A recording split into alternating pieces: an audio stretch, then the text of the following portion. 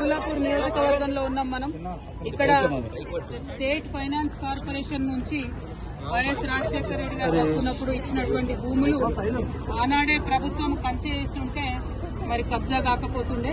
ఇవాళ ఇక్కడ మేము పోచమ్మ బస్తీలో ఉన్నాం. ఈ 260 ఎకరాలు అదేవిధంగా ఇంకా పక్కకున్నటువంటి కొంత ల్యాండ్ మొత్తం కలిపితే ఒక 400 ఎకరాల ల్యాండ్ అనేక సార్లు కబ్జాకు గురైంది. మరి అన్ని ప్రభుత్వాలు మారుతూ వస్తున్నప్పటికీ కూడా ఆ కబ్జాను విడిపించలేకపోయినారు. ఇప్పుడు హైడ్రా సడన్ గా వచ్చేసి పెద్దవాళ్ల జోలికోకుండా పేదవాళ్ల ఇండ్ల మీద పడి రాత్రికి రాత్రి మరి మీరు ఖాళీ చేస్తారా సస్తారా అని చెప్పి చిన్న పిల్లలు ఉన్నారు. ఒక పక్క వర్షం పడుతుంది, ఇంకొక పక్క పండగ వచ్చింది. అన్ని ఉన్నటువంటి సందర్భంలో కూడా మరి ప్రత్యేకించి కూలగొట్టడం దారుణం. ఇవన్నీ ఒక పక్కనైతే కోర్టు ఇదివరకు స్పష్టంగా చెప్పింది, ఆ శనివారము ఆదివారము మీరు ఎవరి జోలికి వెళ్ళకండి, వాళ్ళు కోర్టుకు వచ్చేటటువంటి అవకాశం ఇవ్వాలి. ఈ దేశంలో న్యాయ వ్యవస్థ ఉన్నది కాబట్టి న్యాయ వ్యవస్థను గౌరవించాలని చెప్పింది. అయినా సరే ఈ ప్రభుత్వం దాన్ని విస్మరించి నిన్న ఆదివారం పూట వచ్చి ఇక్కడ బస్తీలో ఇండ్లు కూలగొట్టడం అంటే మామూలు విషయం కాదు, చాలా దారుణమైన విషయం.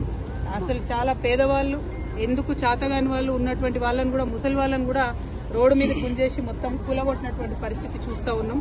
ఇది దారుణం. ఇంకా ఘోరం ఏంటంటే ఇదివరకే కరెంటు స్తంభాలు, కరెంటు బిల్లులు, గ్యాస్ బిల్లులు అన్ని ఉన్నటువంటి వాళ్ళని కూడా కనీసం బేఖాతరుగా తీసేయడం.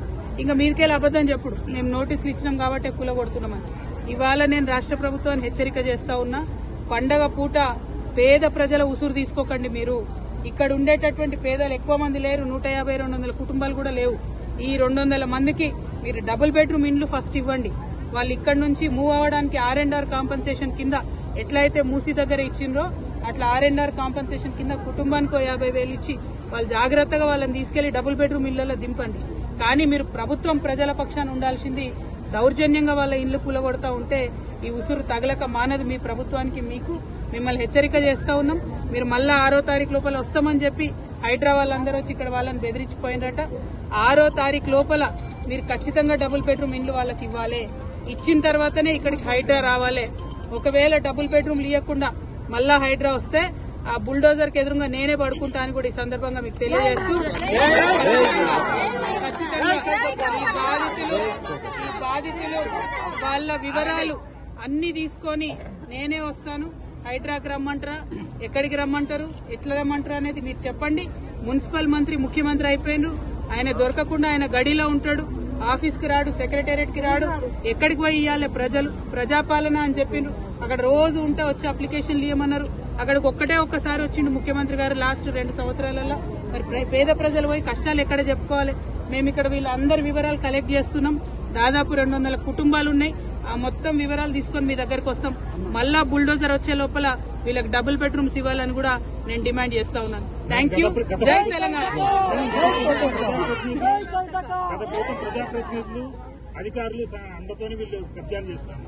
కబ్జా ఎక్కడదండి? కబ్జా ఎవరు చేసిరు? అరికపూడి గాంధీ గారు చేసిరు 12 ఎకరాలు. దాన్ని తీయమనండి దమ్ముంటే ఫస్ట్. అది తీయకుండా చిన్న పిల్లలు పెట్టుకుని కూలీనాలు వేసుకునేటోళ్ళు, రాళ్ళు కొట్టుకునేటోళ్ళ ఇండ్లు తీసి ఏం హీరోయిజం చూపిస్తారండి? ఎవరిని చూపిస్తారు? ఇప్పుడు అంతకుముందు ఇక్కడ వెంచర్స్ చేసి అమ్మిండ్రు బ్రదర్, మీకు తెలియదా? మీరు లోకల్ రిపోర్టర్స్. అంతకుముందు వెంచర్స్ చేసి అమ్మిండ్రు. కొంతమంది డబ్బులు ఇచ్చి కొనుక్కున్నటువంటివి ఉన్నాయి. 5 లక్షలు 6 లక్షలు కట్టి రూములు కొనుక్కున్న వాళ్ళు ఉన్నారు. మరి ప్రభుత్వం వాళ్ళకి 6 లక్షలు ఇవ్వమని చెప్పండి ఇక్కడ నుంచి ఎలాగొట్టేటప్పుడు. అంటే నేను అనేది ఏంటంటే ప్రభుత్వం ఫేర్ గా ఉండాలి. ఏ ప్రభుత్వంలో కబ్జా జరిగినా కూడా తప్పే ఫస్ట్ ఆఫ్ ఆల్. కానీ కబ్జా పేదవాళ్ళదే కనబడుతుందా? పెద్దోళ్ళది కనబడదా? ఎకరాలు మింగింది కనబడదా? నేను అనేది ఏంటంటే అవి కక్కించండి మీరు, మీకు దమ్ముంటే. అవి పక్కన పెట్టి పేదవాళ్ళ ఇళ్ల మీద పడి జులుం చేస్తామంటే చూసుకుంటూ ఊరుకునేటోళ్ళు లేరు. నేను మళ్ళా చెప్తున్నా, 6వ తారీఖు లోపల వస్తామని చెప్పి వార్నింగ్ ఇచ్చిరట్టు ఇక్కడ వాళ్ళకి.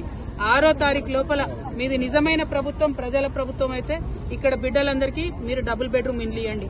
ఇవ్వకుండా 6వ తారీఖు నాడు కనుక మీరు వస్తే బుల్డోజర్ కి ఎదురుగా నేనే పడుకుంటా. మళ్ళీ చెప్తా ఉన్నా. Thank you. జై తెలంగాణ.